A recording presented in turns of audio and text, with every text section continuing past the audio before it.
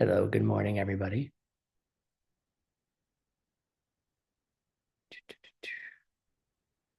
All right. I think the internet's going to be kind of off and on slow. So just put in the chat if for some reason you can't hear me. I'm not sure if it's going to flow really well with the video. All right, cool. Hi, Tracy. Hi, David.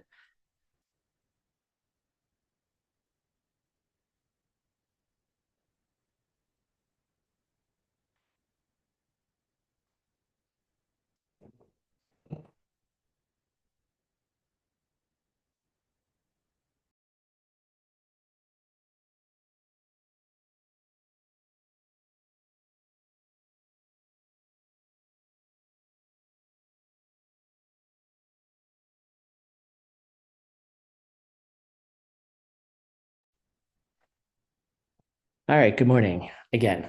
It would be nice to see all of your pretty faces.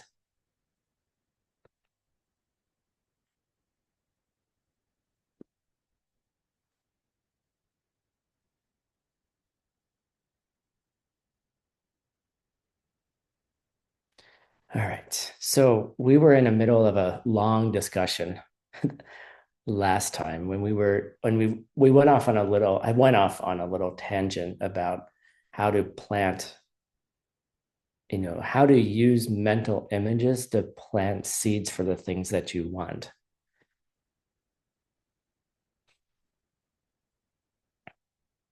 And we actually didn't finish the class last time, but that's okay.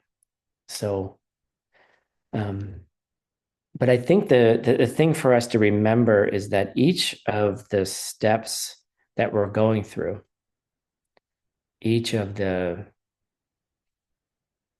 little nuances of the second school, right? We're in the logic schools. And it's not really a good word to call them logic schools because there's not logic is part of it. But the main idea of all of this work is to understand how it is that you perceive something. And a lot of times, well, I would say in general, we have no idea how we perceive anything. We're just, we open our eyes to the world. We're born, you know, we're cold. Mom gives us a hug, right? And then all of a sudden, really the things that happen to you are really outside of your control, especially as a child, right? Like, children need to sleep, they need to eat, and they need to poop. Those are the three things that children do when they come out, right? And all three of those things are kind of beyond their control. So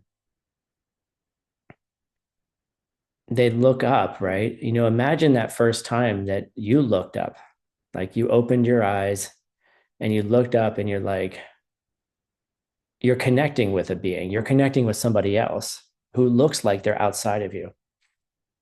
Typically, it's the mother, right? you know,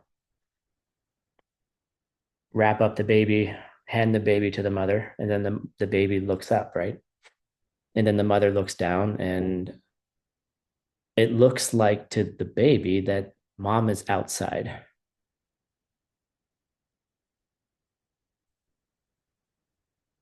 And I guess they burp too, Tracy. I guess that's what they do too. But even from that first moment, the way that the baby sees the world is not exactly how the world not this doesn't really explain how they can see a mother, right? And then you have years of habits. Like you grow up, you do all the things, you become a toddler, you become a teenager. And if you were lucky enough to have perceptual training as a child, right? Where someone was like, hey, you know what? Let's talk about how you see things, right? And that's a very few of us have had that experience. So, then all of a sudden, you take all these ACI classes and you're like, oh, I think there's something interesting going on, and then you get to ACI 13 and you're just like, what the heck is going on here, right? You're telling me how it is that I perceive things.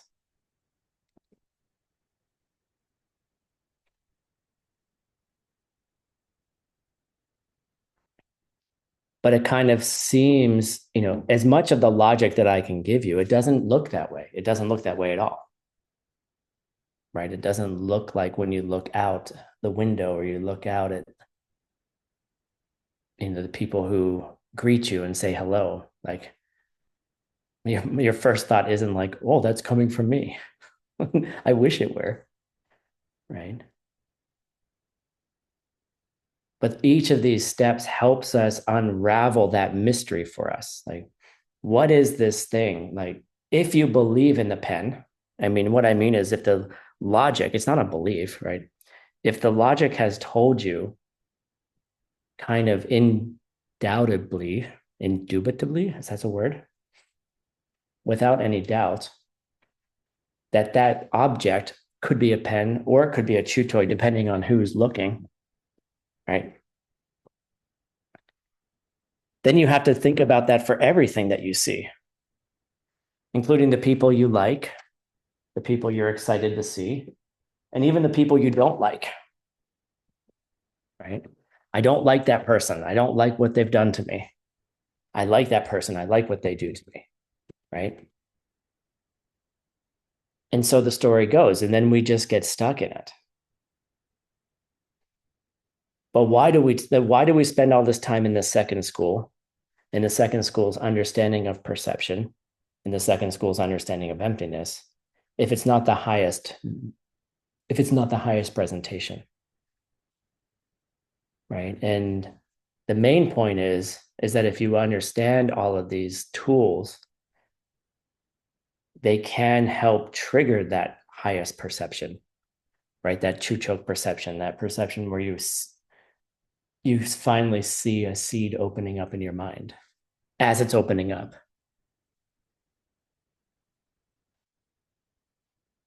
So that's why we study this. That's why we spend all this time doing this. That's why we struggle with the logic of it, because our minds don't want to. We can get super excited about a pen and a chew toy, right? I can, at least. But at the end of the day, if you don't know how to take apart your own perceptions, then it's not really useful, because then you're just being a parrot and repeating what you heard, right? And there's an interesting thing that's going to happen in our emptiness class next, like the Lam Rim class, where it talks about even if you have just the slightest bit of doubt that questions that maybe things aren't themselves, even that little bit of doubt is enough, they say, to shred the fabric of reality, which is really cool. So, Octavian, your question is, does the description of mental images from the second school help you to see emptiness directly? We wouldn't be here. I wouldn't be wasting our time otherwise. It becomes completely key for it. It's the key. It's not a key. It's not chi key. It's the key. All right. And then you can analyze that whenever, the more you think about it. All right. So before I go off on too much of a tangent, let's finish up last week's class. Okay, so we were in the middle of a discussion about what were we talking about? We were talking about identity. We were talking about relationships. Relationship between two things, right? And to establish a relationship between two things, one of two things have to be true. This is according to the logic school, and you have to think about it. Sorry that you can just repeat what I say, but you have to think about. There are two ways that two separate things have a relationship with each other.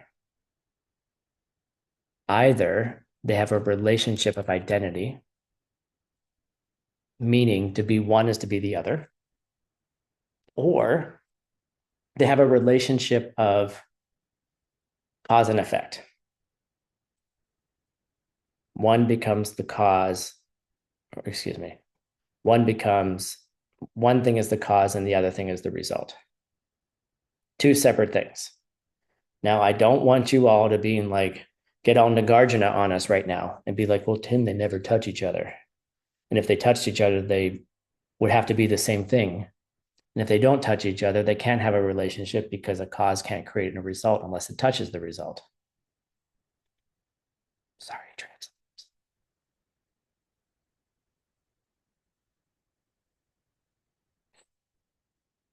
Okay, so so don't worry about those questions. Those are questions for another class. And those are very good questions and they help you understand happiness. But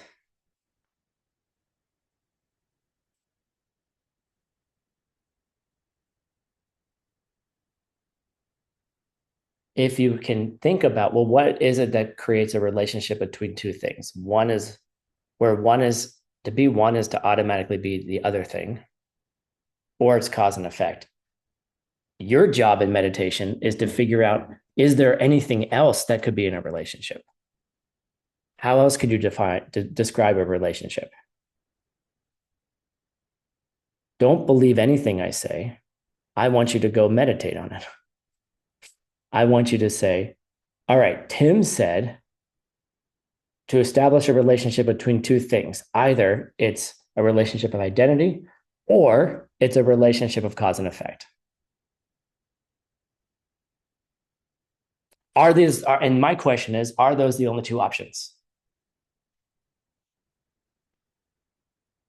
Right? And then that's for you to figure out, right? Is there,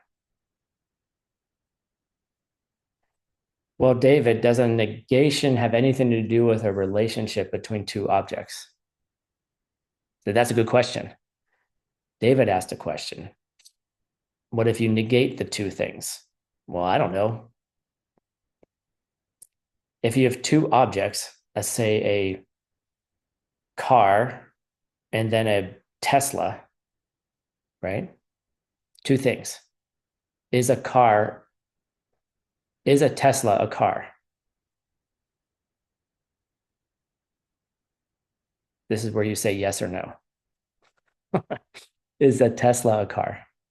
Yes. Good, Persis. Good. All right. Let's take David's theory about negating them. Is not a Tesla not a car? Something that's not a Tesla, is it not a car? Careful what you say next. That's right, Brigitte, not necessarily, right? If something isn't a Tesla, doesn't mean that it's not a car, because something that's not a Tesla could be a BMW or it could be a Chevrolet, right? So so David, great question. Then you apply the test to it. Does it hold? Okay. So what do we need to know? We need to know for something to have a relationship of identity where one is automatically the other, what are the three qualities? Here you guys go. 3 qualities. The first thing, now keep in mind that remember that a relationship of identity can be one way or it can be both ways. So if you're thinking about cars and Teslas, a relationship of identity that works is to be a Tesla is to be a car. It's automatic, right? First thing here. Oops, this was supposed to be a build. Sorry, my bad.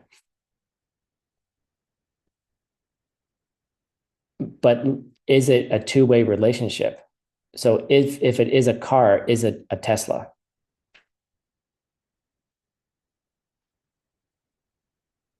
If it's a car, is it a Tesla? Yes or no? I just said it.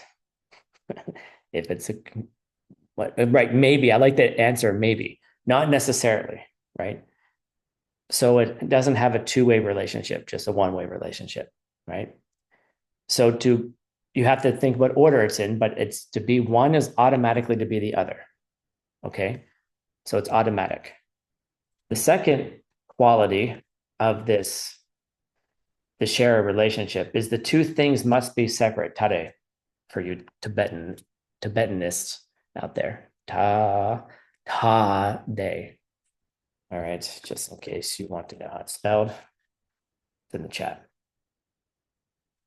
All right, they have to be separate from each other. Okay. Now you can make an argument that maybe to be a Tesla is also to be a car. Are those separate things? And in the logic schools, yes, they are. They're separate names. All right. Thirdly, if one ceased to exist, the other one would cease to exist. Okay. If to be a Tesla is to be a car. If the Tesla ceased to exist, the car would cease to exist. Right? If the Tesla went away, the car would go away. That doesn't mean that all existing cars in the world go away. We're just talking about these two items in this establishment of a relationship. And you really, really, you have to think about it. The first time I went through it, I was like, what? Okay. And I did drop F bombs. I apologize because I wanted to know and it irritated me that I didn't know. And that's a particular kind of affliction to be upset when you don't know something. Some of you have it. Anyhow, so those are the three qualities. If something is one thing, it's automatically another. First, it's automatic. They are separate. And if one ceased to exist, the other would cease to exist. Okay. Yay, that answers your homework question number 4. All right. Now we're going to move into something a lot more fun and a lot more difficult. Yay. Okay. Absences. All right. Why are we talking about absences? Why are we like when something's not there? Okay. And this is, you can probably imagine what we're talking about here. What we're talking about is that we're trying to determine and prove using the art of reasoning. How can we determine if something is absent or not? How do we, if something isn't there, can we prove that it's not there? Right? Can we prove that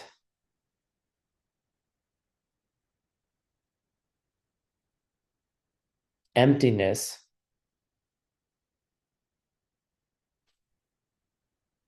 something that's not coming from your, excuse me,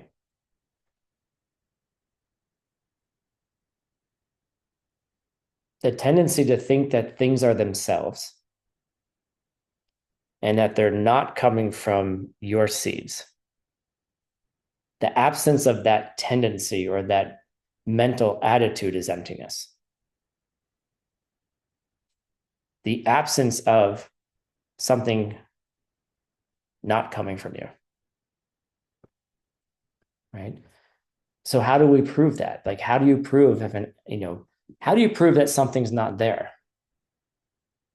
Right. And so there's actually two types. Of course, there's two types because it's the gloop away. Right. So there's the first type is that any reason that for something involving a thing which is not perceptible to the other person.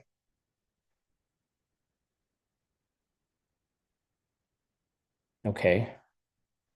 Wait, okay. So the idea of this option is that if you have not perceived emptiness directly, for example, you need good enough reasons to say, okay, there has to be something there. Excuse me, there is an absence. I can't perceive it. Now I have to, it has to be proven to me that there is an absence.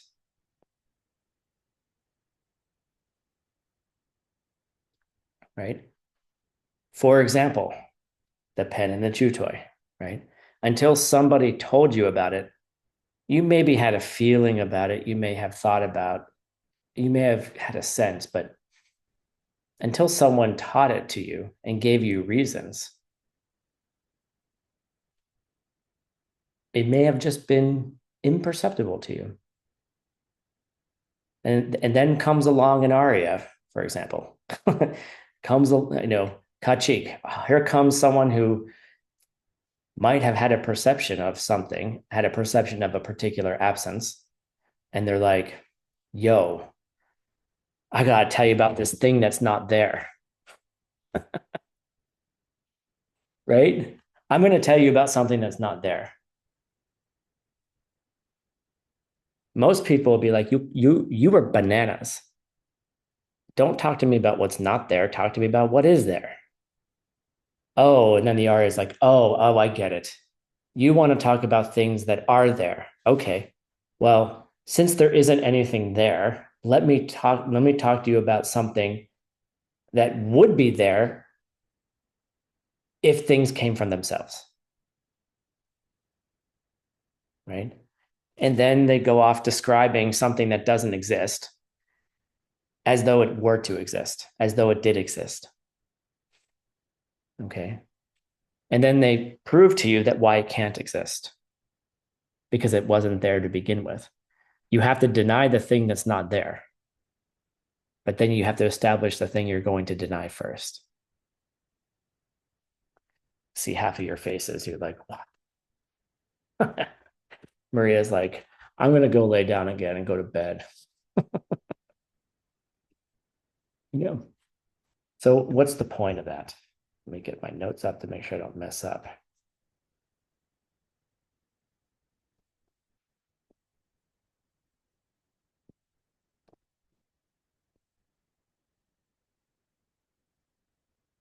So, what other things? Like, what are some of the other things that might be an absence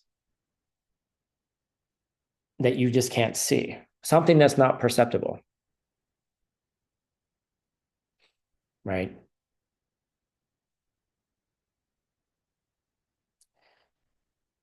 So, let's say, I don't know, someone walks in the room and you're like, that looks like a normal person. But can you say that that's not a Buddha? Think about it. Can you say that if someone walks in the room right now, can you say that's not a Buddha?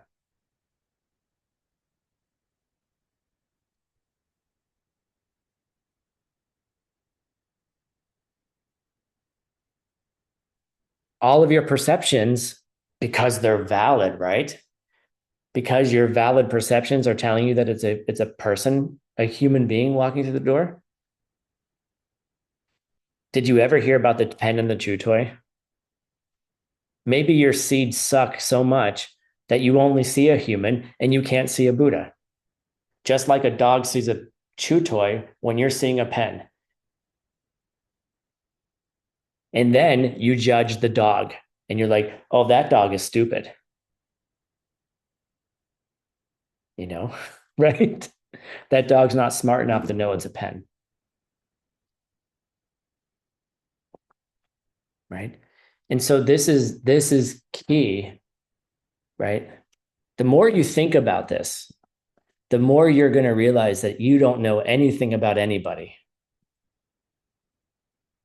How little that you know about any single person. Yet you are having your, quote, valid perceptions all the time about them. All the time. And you're creating stories, you're creating narratives, and you're creating truth around who that person is. Oh, Tim, they can't be a Buddha because they look like they're being unethical.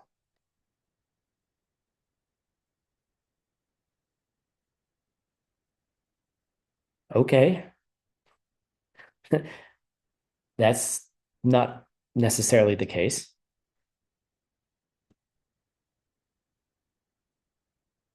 Well, yeah, they're not good. They're not a good person. They're doing things that are immoral. Oh, okay. Really? Right. And so, but the more you think about it, you're like, well, if everything is like the pen and the chew toy, then what the hell's going on? And every single illogical judgment you make about another person is planting more and more bad karma for you. Wah wah. Game over. See you next life. I'm just joking a little bit.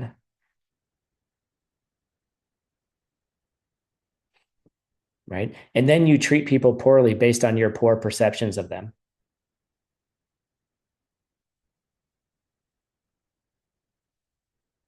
Right. So if you had a suspicion, just a little tiny suspicion that maybe someone is a Buddha or they could be, you better treat them like one. Why? Does it help the Buddha? Absolutely not. Does the Buddha need your help? Good God, no. The Buddha doesn't need you. Sorry. Guess what? By definition, they don't need you. They don't need your good seeds. They don't need you to treat them well. They already got it. They are the definition of a perfect sema, perfect valid perception. ACI 4. You see, they don't need your good seeds. You need your good seeds. That's why you have a teacher to plant good seeds with. The teacher doesn't need your seeds. The teacher doesn't need you to take care of them. If the teacher is who you think the teacher is, there's nothing that you can do for them that's worthwhile. Hold on, parentheses, don't get all upset.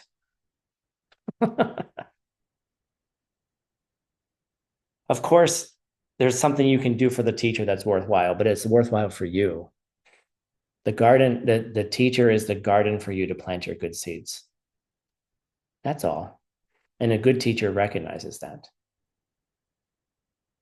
And then creates karmic opportunities for their students to plant good seeds. And then creates the opportunities for them to purify their negative seeds. And then they just chillax.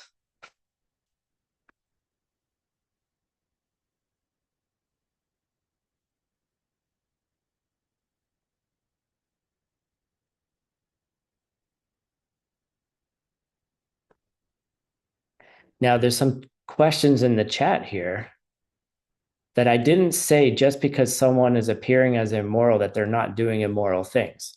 You're the one who's perceiving them as immoral and they are doing bad things. And you should be careful with it, with those people. I didn't say ignore your world. If someone is hurting someone else, you should stop them. But you should also think about who could they be? Right? And if they are someone who could be a Buddha, how would you treat them differently, even if they are doing bad things? It doesn't mean ignore them. It doesn't mean, like, imagine going into the court and being like, yeah, I'm a Buddha, so I can do whatever I want. And the court's going to be like, what? And you go, yeah, I'm a Buddha. Like, but I can do whatever I want. No, Buddhists still go to jail too if they do bad things.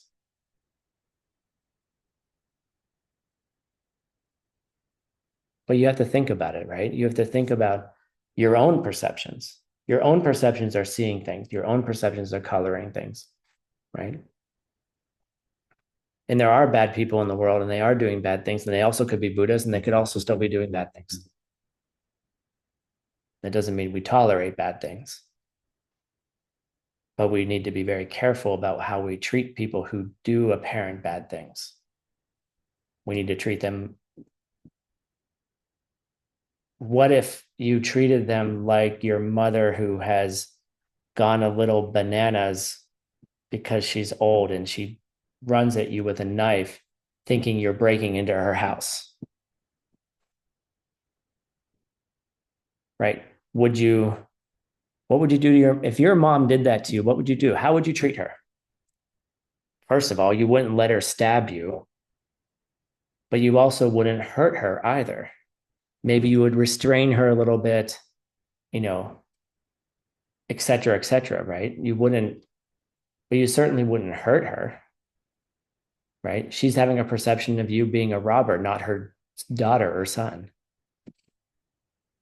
right? But since you can tell that since you're able to see those differences and because your mind is clear, how would you treat them? I've seen my teacher treat people in such beautiful ways when they've done the most horrible things and found ways to protect their karma and also, how do I say, there are sometimes consequences to people's actions. There's a reason why ACI has extensive policies on caring for financial things and caring for, what's the word I'm saying? Not hurting people sexually. There's a reason we have these, because they're called lengshis.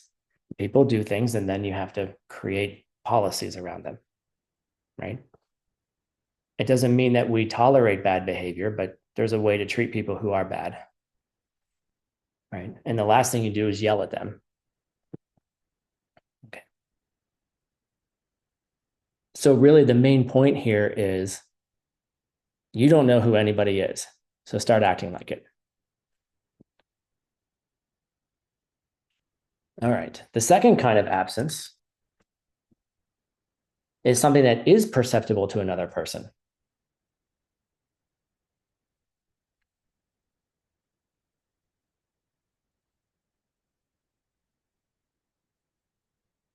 Right. So the thing is, like, the thing that we're denying as an absence can appear to a valid perception. Like, you can say there's no car here because there's no Tesla here. Okay. That's something you can perceive. Everyone can look around and be like, there's no car here because I don't see a Tesla. Right. Well, that could be a little problematic because there might be a Chevy there or there might be a BMW, right?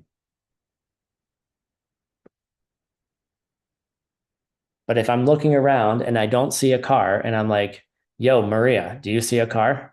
Look around your apartment, Maria. Do you see a car? No. Unless it's a toy car that there's no car in your apartment, right? So therefore you can say there's no Tesla in your apartment or your house, right? I can provide you with reasons you can perceive with a direct, valid perception that there's nothing there.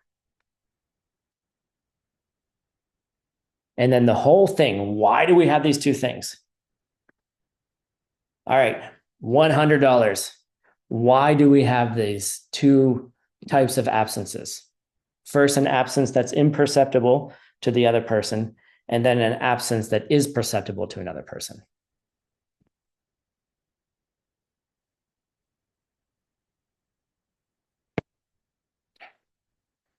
$100. This is a lot of money, guys. Wakey, wakey. It's early in the morning. Damn it, Tracy. Good job. Send me your PayPal. Good job. Got it pretty quickly. The point is, it's imperceptible to you, and we want to transform an imperceptible absence into a perceptible absence. We want to go from an imperceptible to a perceptible and flip them around. Right? So then you can have the direct perception of emptiness. Yay, good job. Good thing I didn't offer $1,000. All right. There's one more thing here. Where is it? Here it is.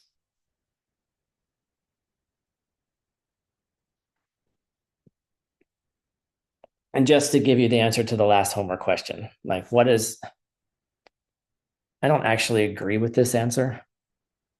What is the ultimate application of such a reason? In the answer key, it says to prove to ourselves that just because we don't perceive something, a good quality in someone else, it doesn't prove that they lack the quality. Right? Just because if you look at Tim and you're like, he's not a nice person, just because you don't perceive Tim being a nice person doesn't mean that Tim doesn't have that quality.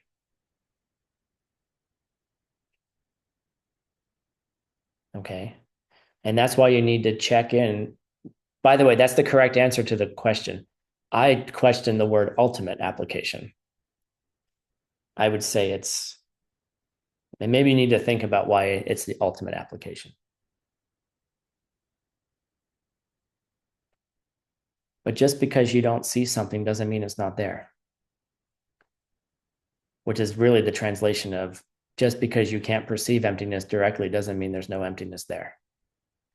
Or that absence is, careful with language, because emptiness is not a positive thing, it's a negative thing. It's an absence, right?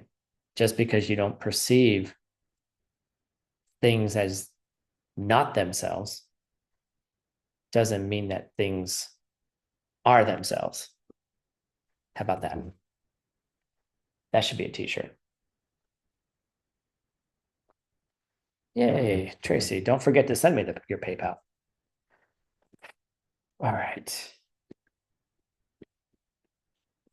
All right, we are now done with class 7. Let's move on to class 8.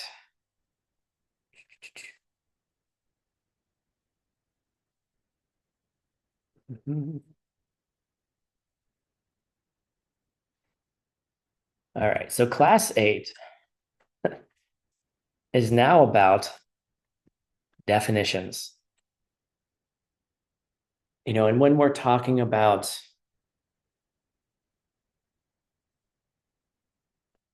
what is a thing or what is something, in the larger school, we have to define what it is. If we don't define what it is, then we can't argue about it. Excuse me, we can't debate about it. All right. And this is where most people fall off the logic schools. And they're like, oh, one more definition. Yes. Not only are we having one more definition, we're having a definition of a definition. How exciting is this? We get to define what it means to define something. You guys look as thrilled as I am. Come on. All right. Okay, let's just do it and get it over with. Let's make it less painful. All right, here we go. Definitions. Okay. To be a definition has three, for something to be a definition, it must have three qualities. Open up your notebook, write it down. It's homework question number one. Okay. Wait, before I do that, I have something else I want to talk about, I think. No, I want to talk about that later. Okay. The first quality, super exciting. It is a definition. That's so easy. For something to be a definition, it must be a definition. Wow, that's so nice. Nice, right?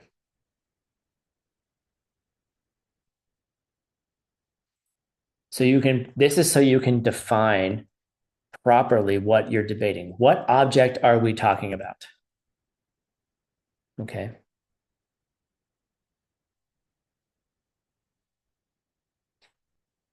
Right. So generally speaking, it's a definition. Okay. Okay. Well, what makes for a definition? That's awesome, Tim. That there's some kind of definitive example. I'm sorry, translators. I don't know how you do this in your own languages. I tried to send this out at least 12 hours beforehand, and I did. I tried. Okay. So it's a definition, and it must have some kind of definitive example, right?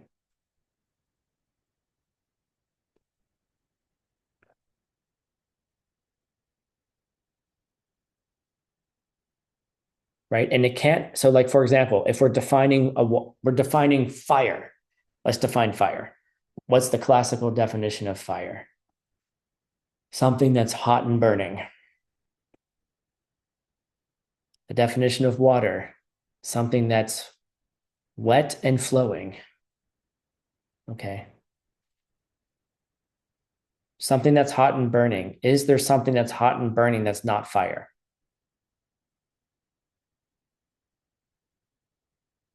Well, when they defined this classically, they didn't have stovetops. I'm sorry. Okay. A stovetop is hot and burning, right? But you could reduce it to fire, right? Because a stovetop used to be a fire. You burn propane, right? And then they put electricity in something and it gets hot and then it burns. So is your stovetop on fire? I guess not, but you can make fires in it. So don't worry about being too technical.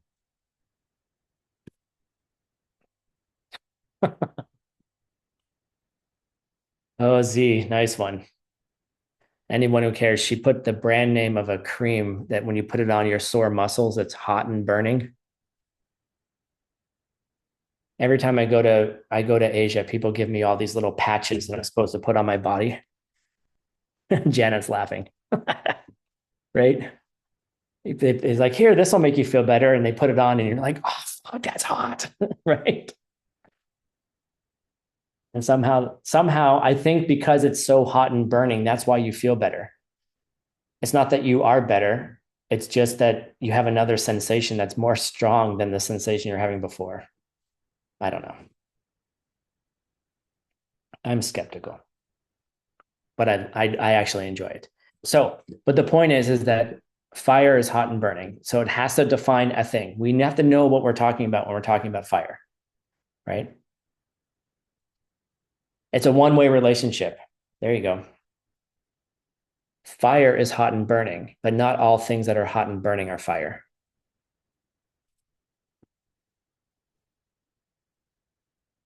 Okay. By the way, don't ever try to argue with a Geshe. You will always lose. I have tried. Somehow always wiggles out of the argument. Okay. And then the third thing is that nothing other than the definition, meaning that the definition can't be for something else. And it must be precise and only apply to that one thing.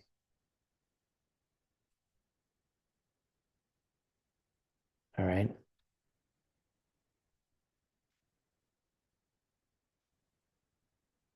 Hold on, I need to check my notes here. Make sure I don't screw this up. Hold on a second.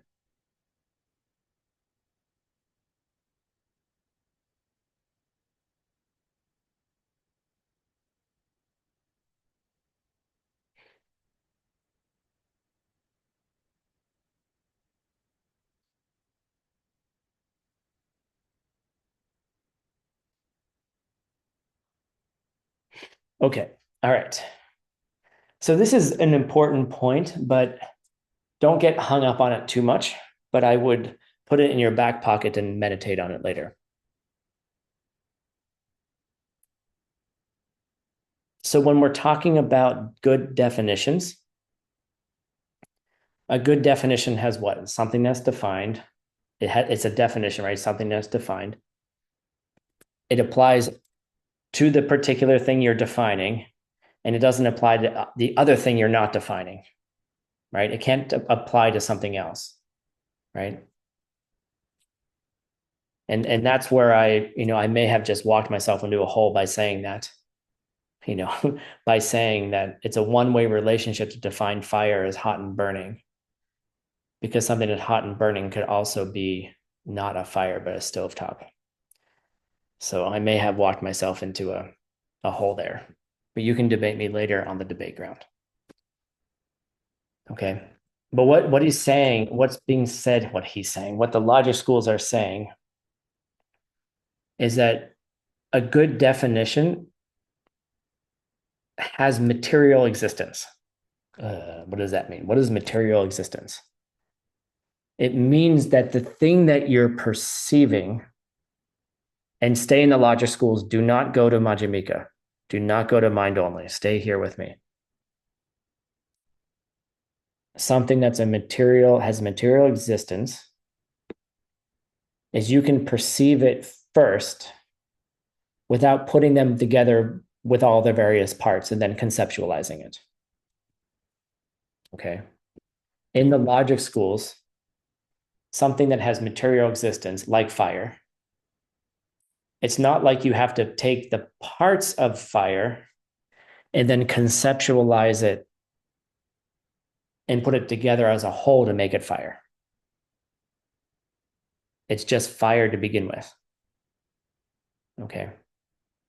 Now I know when you go into the other schools, it's a little bit different. Ricky, just like, yes, I know. And yes, just chillax a little bit. The better you understand each of the schools independently, materially, okay, then you're going to be able to better understand the emptiness, how your mind tricks you into thinking that things are themselves. All right. So we're looking at material existence, things that just can be perceived with a valid perception without considering their parts.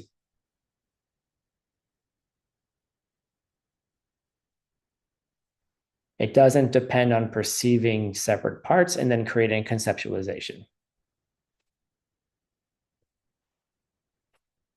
Now, of course, the logic school does address everybody's concern, because I know you're all so worried about this other part. I can see you guys losing sleep over it tonight. I'm really trying to make this interesting. All right, please just stick with me here. The more you fight this battle, the closer you'll be to seeing emptiness directly. So the logic schools then talk about things that have nominal existence, meaning in name only, right? And what they mean by that is there are some things to perceive that you must perceive first their parts and then put them all together. Right? You have to see certain parts before you put them together.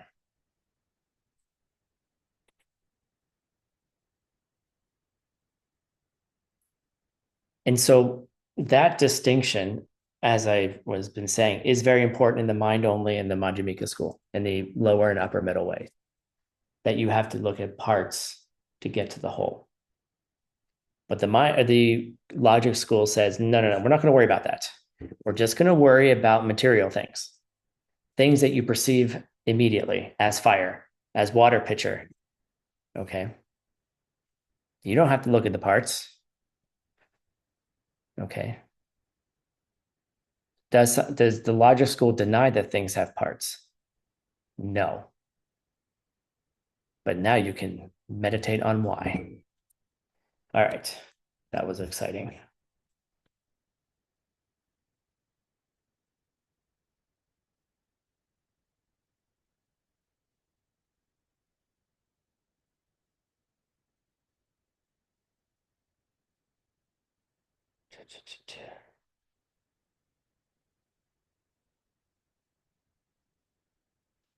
Okay. All right, you guys ready for this? All right, thank you. I got several thumbs up. Got a couple of those. You know, if you turned on your cameras, all of you, I could see more of the thumbs up or thumbs down. Okay, that didn't work. There we go. Got one person. Lena, there you are. Hi. Okay. So I'm going to break this down a little bit further. I gave you the first level introduction to it. It was the first pass through. Now we need to make it a little bit more nuanced. All right. Here's the nuanced thing.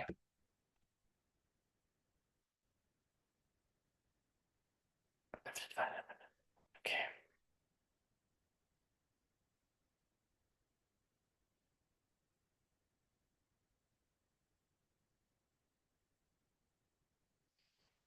Okay. So when I said that a definition has to be material, I didn't say that the thing that the definition was pointing towards is material.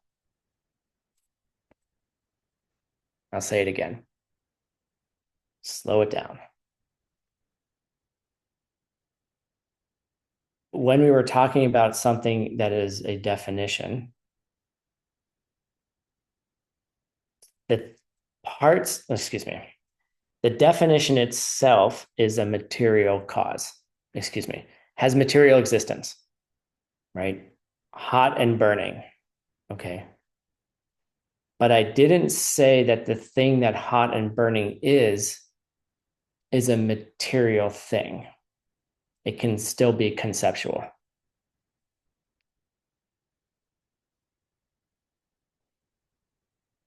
When you experience fire as hot and burning, what makes it fire for you? And this is where you got to think about it. Do you put your hand in this thing and go, oh, fire? No, it's fucking hot and burning, right? I want everyone in your own language to write the word fire in the chat. Except, oh, nice. We got a nice little picture of Chinese. Good job. Fuego, feel, fire. Okay, what else? Now you're getting the languages I do not know how to pronounce. Oh, someone put an emoji. That's in the language too. Good job.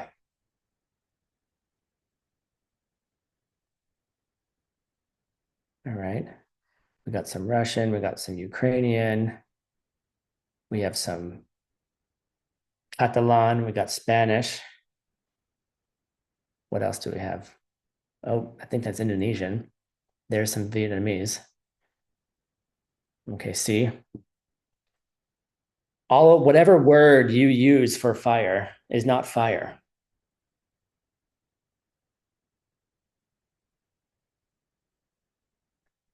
You could have called it bananas. You could have called it water. You could have called it sky. It doesn't matter. Your experience of it is hot and burning.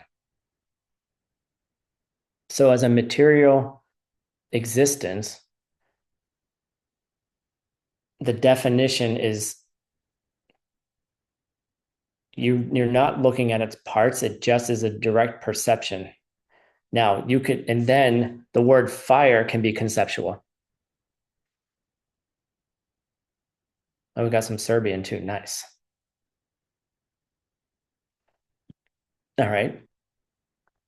Oh, Tim, but the words hot and burning are also concepts too. Uh-huh.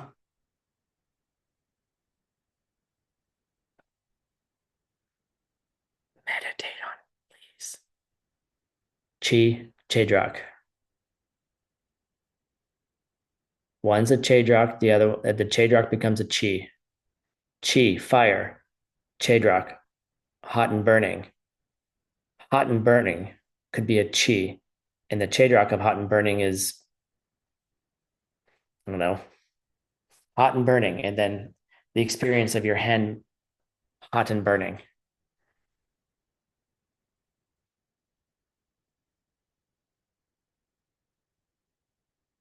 You're out like, what are you doing to me, Tim?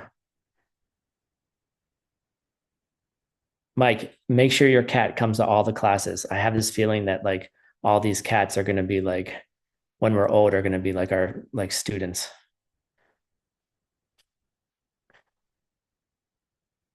My cats are like listening to Geshe Michael. It's crazy. Um, okay, I'll say it one more time because I know it's difficult. A definition in the logic school requires that the definition is material. Meaning, what does it mean to be material? Means that you don't perceive the parts of it, you perceive it directly. Right? So let's take fire. It is hot and burning. The hot and burning is the material thing, right? You don't experience half hot and half burning, right? It's either not hot and burning or it is hot and burning, right? Oh, Tim, but I could put my hand close to the fire and starting to feel it.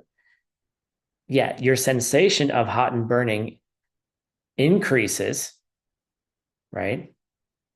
That's why people don't sit 3 inches from a fire, right? Try to put your nose in a fire. Like you'll burn all the hairs on your nose and your head, and you'll be,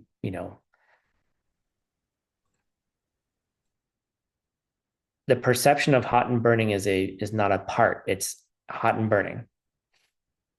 And then the word fire, to which that definition applies, I'm going to cover my ass and say it could be conceptual or it could be material, right? But the word fire is a concept, right? What is fire? Fire is equals hot and burning,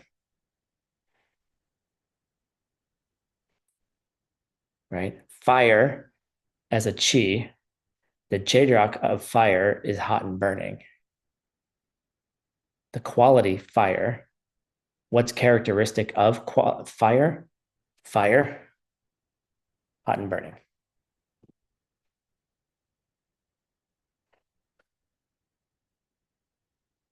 You guys all right? Good. Just smile and laugh. You have to laugh at all this stuff. You can't see emptiness directly if you're grumpy. Period. I'm sorry. Did I burst half of your bubbles? If you want to disqualify yourself from seeing emptiness directly, just be grumpy. Oh, I'm grumpy today. Okay, well then go get ungrumpy because I can't teach you anything.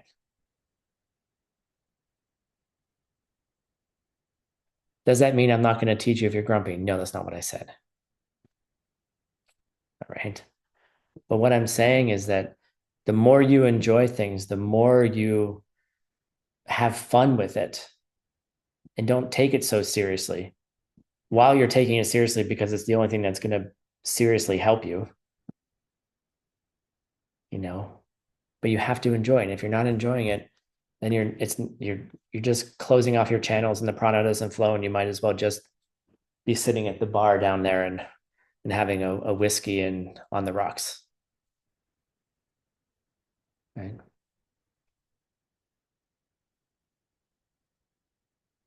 Can't say that now. All right. Okay. We're going to move on. Now we get to play again. Okay. What is the function of definitions? We're going to learn a little bit more about definitions. Definitions have two things that they disallow. Okay. So here's your little red thing. Right? Don't go that way. It doesn't allow things to go that way. First thing is dissimilar types of things, and it doesn't allow for wrong ideas. Okay.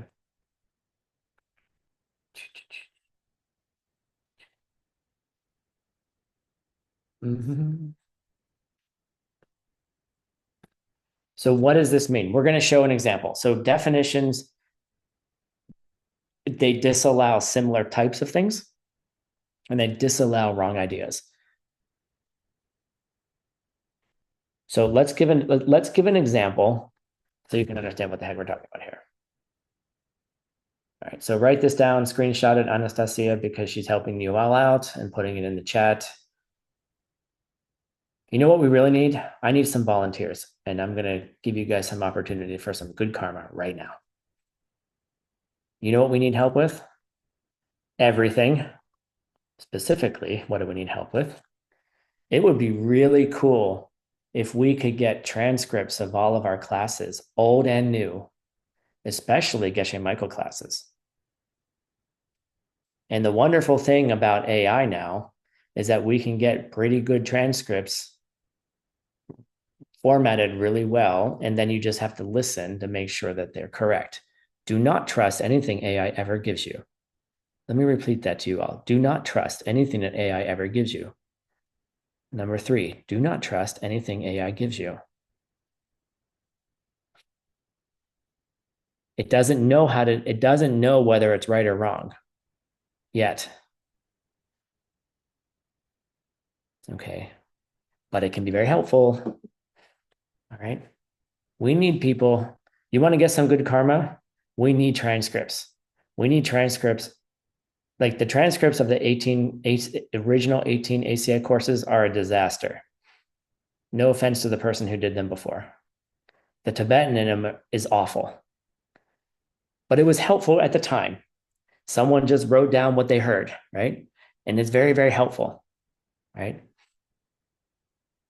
But we also didn't have a translation program. We also didn't have 12 translators, plus each translator has translators of their own that they're forming, right? We need to have things in correct Tibetan, for example. When we started and during COVID, we made a choice in the beginning to transcribe all the classes that Geshe Michael gave. And then we put the exact Tibetan in, right? And oftentimes Geshe doesn't say what's in the text. He just says what's on his mind. Right? So oftentimes you have to be like, what the heck did you just say there? And spend the time with it. That's how I became a translator. I just listened to Geshe Michael and I transcribed his Tibetan. Right? And then I didn't know what he said. So then I would be like, Geshe Michael, what did you say here? And then he would, I remember more about the things that he told me in that time period.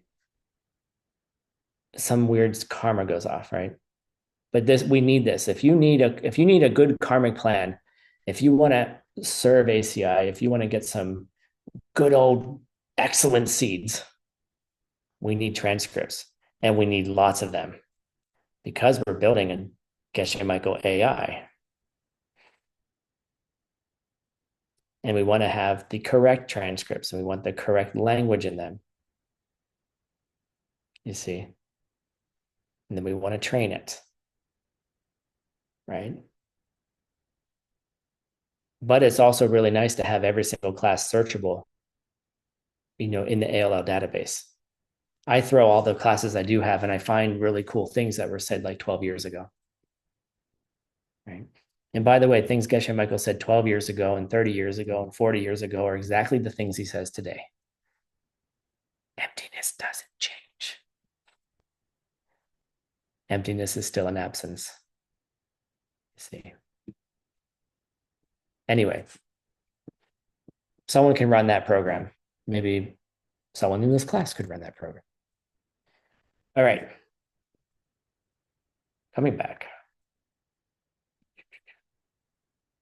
All right. Let's look at definitions. And what do definitions disallow? And they disallow two types of things: dissimilar ideas and wrong ideas. I just did exactly what JB does. I'm sorry. I was complaining about one of his classes, and I did exactly what he does. Now I know why I had to see it. JB has this beautiful way of giving one idea and then going on a trip. And then when he comes back at the end of the trip, he tells you exactly what he told you at the beginning of the trip, so you know the trip is over. Now I know why I had. Get it? I just went on a trip about needing volunteers, and then we came back. And by the way, those trips are useful. So we're going to figure out direct valid perceptions. The definition of direct valid perceptions, and what does that definition disallow as a similar type, and what does it disallow as a wrong idea? In parentheses, I really like that the Romanian recordings being done by a Taiwanese living in London. Just saying. All right, here we go. So a direct valid perception is, and I put it on the slide, and I hope the translators have it. A direct valid perception is a state of mind which is fresh and unerring, and which is free of conceptualization and also unmistaken. Okay, that's the full definition. Let's find out what it disallows. From dissimilar types. Now you have to figure out what in the definition disallows memory from a valid perception. This is the logic schools, not the other schools. Put on your brains, turn them on.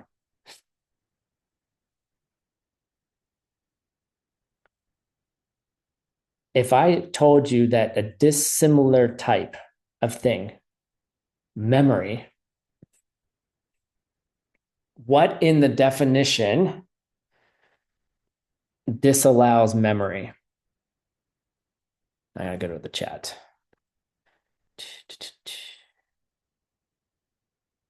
Correct, Karina and Maria and Brigitte. Fresh, right? So in the logic schools, memory is not a valid perception. The thing that you thought about, the thing that happened yesterday, the memory of the thing that happened yesterday is not a direct valid perception. What about the perception of the memory? Is that the perception of the memory? Is that a valid perception? I'll say it again. The definition of a valid perception disallows memory because it's not fresh. The thing that happened yesterday isn't fresh. It's, I don't know, not fresh. It's rotten. Rotten sounds kind of bad, right?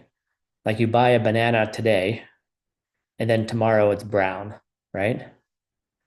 You could have eaten it yesterday, but you didn't, and now today it's bad, right? So it's not fresh. Now I have a question for you. That should make sense. Memory doesn't count as a valid perception. Okay. The logic school. Is the perception of the memory valid?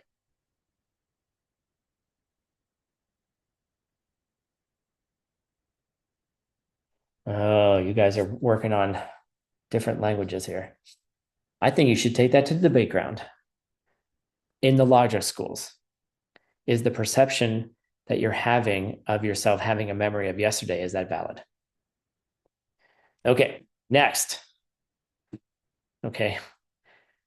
A dissimilar type, not valid perceptions. All right. Let me look at my notes here so I don't screw this up.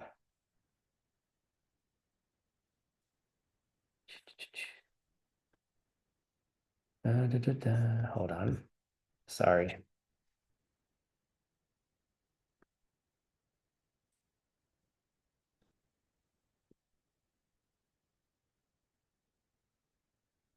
Right. What in the definition indicates that it disallows perceptions that are not valid? That Z got it. It's in there. It's unerring, right? So unerring means that the perception has to be valid. Fresh means it can't be a memory. And then a direct valid perception is also free of conceptualization. Oh, sorry, I gotta move the thingy. Oops, I gave the answer. Something that's a deductive reason, deductive perception, is disallowed by a direct valid perception. I already gave the answer. What in the definition disallows deductive reasoning? Deductive perceptions. What in the definition disallows deductive valid perceptions? Thank you, Michael, because I already said it. Something that's free of conceptualization. All right. You don't have to conceive anything, right? So a direct valid perception excludes these three things. Yay, so exciting. Let's go into the next section. It also disallows some wrong ideas.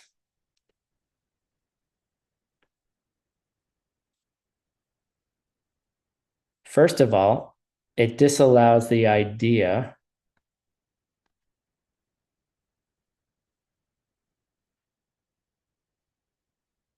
that a direct perception is always correct,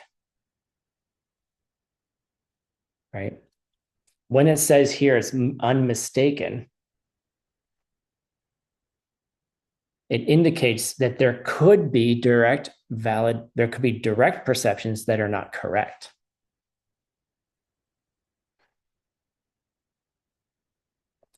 And I promise, if you do this over and over again, your brain will sort it out.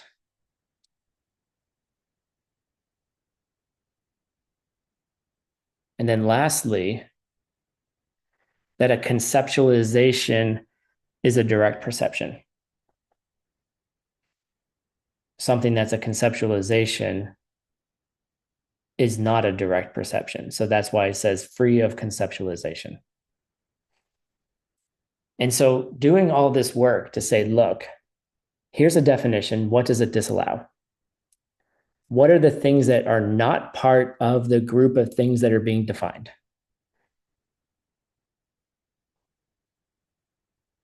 And this is why books like mine that I'm translating are infuriatingly difficult.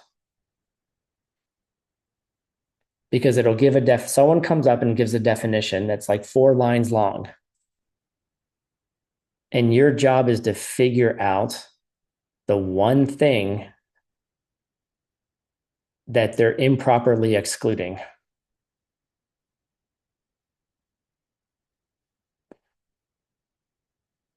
And so your brain has to and then if you're in the debate ground and you do this all day long, they expect you to figure it out in half a second. Your mind is supposed to move that fast that if someone says a state of mind which is fresh, unerring perception, free of conceptualization, and mistaken, right? Your mind has to go, okay, that case, that case, that case, that case, that case, right? Lucky for us, we're not in a monastery, we're not in a debate ground right now. But this is how fast you have to catch yourself having wrong perceptions eventually. Everything you see is incorrect because you think it's out there by itself. And you're having 65 of those perceptions every finger snap. So fit 65 perceptions into a finger snap and then try to catch which one is wrong, which one is right. You know, so give yourself a little bit of credit, right? If you get mad at someone and then you think, wow, they might be a Buddha, and then you calm down a little bit, it's okay because you had, in that time you were mad, you had thousands and thousands of other perceptions going on, of which, unless you're an Arya, unless you're an eighth level Arya Bodhisattva, they're all looking like they're coming from their own side. Anyway, so just chill out, just relax, and be a nice person.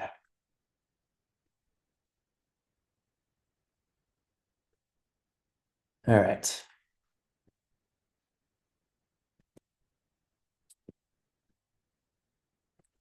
We're going to go through two logical statements now. And these two logical statements, the reason is going to prove an absence. We're going to give a logical statement whose reason is going to prove an absence of something that's perceptible. I'll say it one more time to get you all warmed up for it. We're going to do a syllogism whose reason is going to prove the absence of something that could be there that you could perceive on your own. Do you need it again? You can nod. Just please, if you need it one more time. Okay, we got it. Okay, good. There we go. Now we got some engagement. Finally.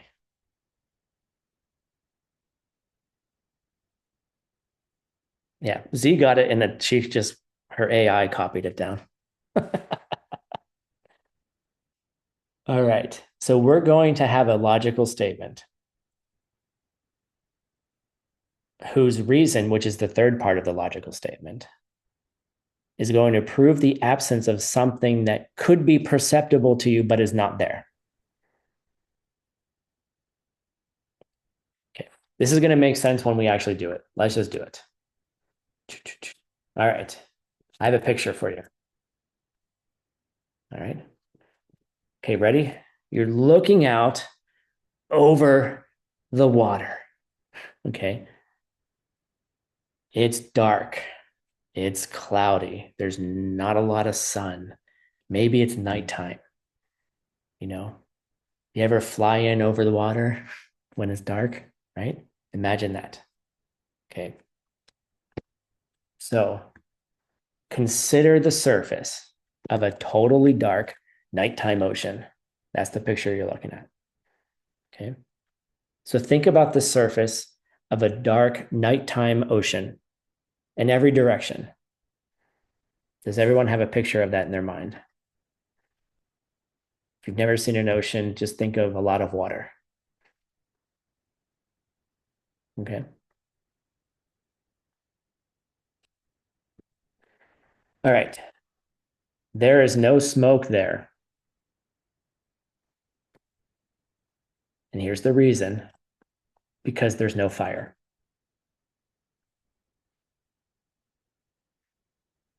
We just proved the absence of something that could be perceptible to you, but is not there.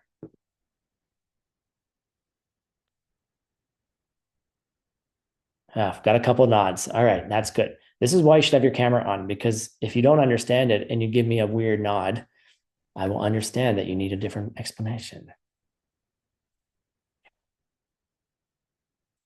So consider the water, dark nighttime water.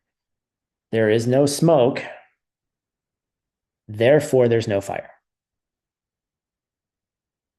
When you look out over the water, you're not seeing any smoke. All right. So therefore there's no fire. You could also say, so what else is implied here? Consider a nighttime, dark, smooth surface water ocean thing. Okay.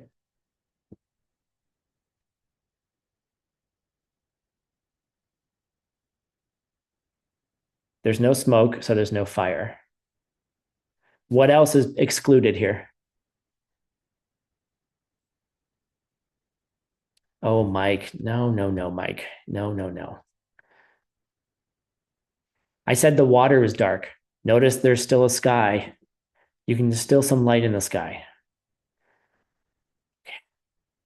What are we excluding here? Well, kind of. It has to do with light, Michael, for sure. When a fire burns, does it emit light? Yes, Laura. Right. So even without, so this is actually really important, and you have to hold on to this, and please stay with me. Tough it out. When you look out across a dark nighttime ocean of water, fire is automatically excluded because you don't see any light.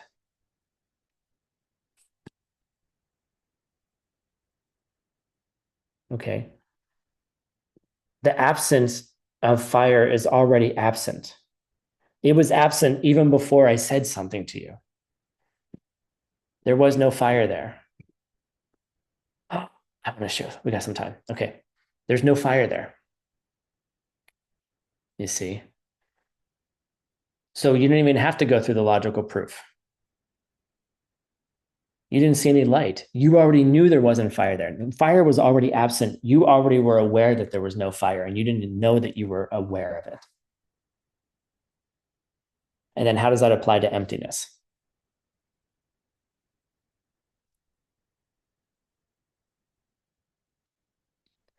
All right.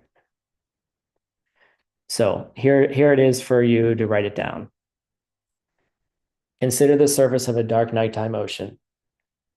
The quality being asserted, there is no smoke there. Why? Because there's no fire. You could have said there's no light there, right? But light doesn't equal fire. You got to think about it.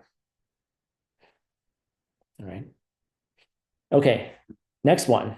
Oh man, when I chose that picture, it was not colorful like that.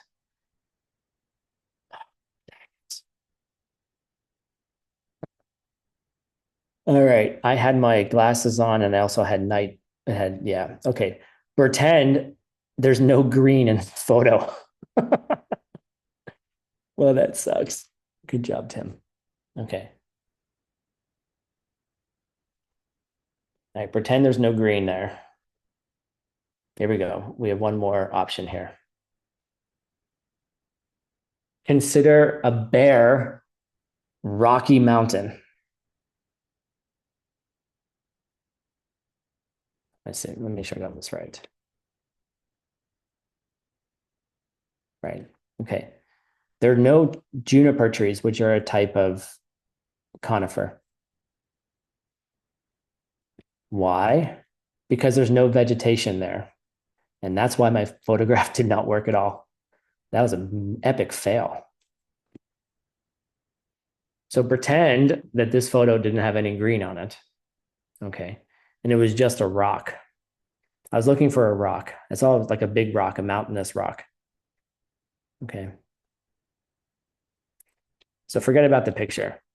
So consider a bare rocky mountain, right? There's no juniper trees there because there's no vegetation there. So you're proving an absence through the reason. There's no vegetation. So there couldn't possibly be a juniper tree. There couldn't possibly be an apple tree. There couldn't possibly be a dandelion, right? There's a lot of things that are assumed as an absence because there's no vegetation there. All right. I have one more thing I want to show all of you.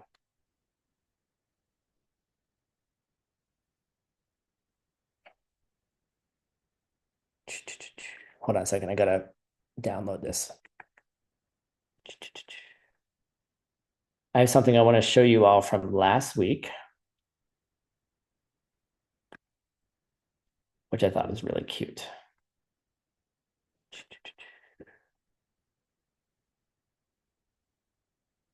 Okay, here we go.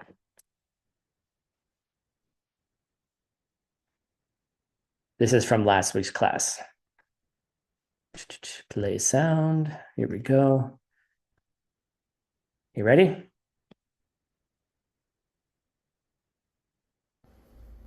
Baby, can I have the opposite of all the things that are not the honey? The opposite of all the things that are no. Opposite of all the Okay. Remember on Monday's class when we talked about the opposite of everything that's not the honey? And then I made a joke about, don't say that to your partner. So Brian Mendoza walked up to his partner and was like, honey, can you give me all the things that are the opposite of things that are not the honey? Right. And so he called her, did you hear him? He called her honey too, I think. Wait, let's go back. I want to see that again. He called her baby. That's what he said. Hold on, I didn't share I'm just embarrassing Brian. I'm sorry. We'll watch it one more time. Baby, can I have the opposite of all the things that are not the honey? The opposite of all the things that are no. Opposite of all the That's so cute. We should put that on our Instagram. All right. That was fun. All right. Cool. We have 1 more minute left. Thank you for joining. Thank you for struggling. Thank you for blowing your brains out and squeezing them and pushing out all the wrong ideas so you can have the right idea. All right. We have 2 more classes. We have 3 more classes of this. 2 more classes from ACI 13. And then the review class is going to be, we're going to do a deep dive into Chichedrak. We're going to go even deeper than we have in all these classes and talk about the causes to plant for you to be able to see emptiness directly.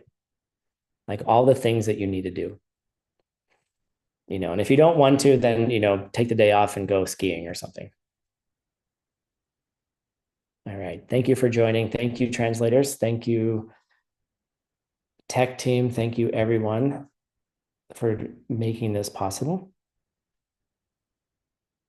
And yes, we will be back in a half an hour to talk about Lamrim. I am falling in love with translating this, and I hope you do too. All right. Say goodbye to everybody. See you in a half hour if you're sticking around. Otherwise, see you on Thursday. Gracias, Tim. Adiós. Thank you, Tim La. Bye bye. Thank you. Thank you. Thank you. 希 Bye. 望谢谢翻译老师。Thank you, Tim. Thank you so Thank much. It's so exciting. so much. Thank you. Thank you. Tracy, don't forget to give me your PayPal address. Better yet, you can give it to me in person. When are you coming? Valentine's, 13th, 14th. A Ooh, week. I'm gonna. Okay, I should be around. Kết quần áo 2 ơi, đọc sách thì sao? Thank you, Tim. We love you. Tim. Thank you. Thank you so much. Please stay. Please keep teaching. I'll do my best. All right, take a break. Bye.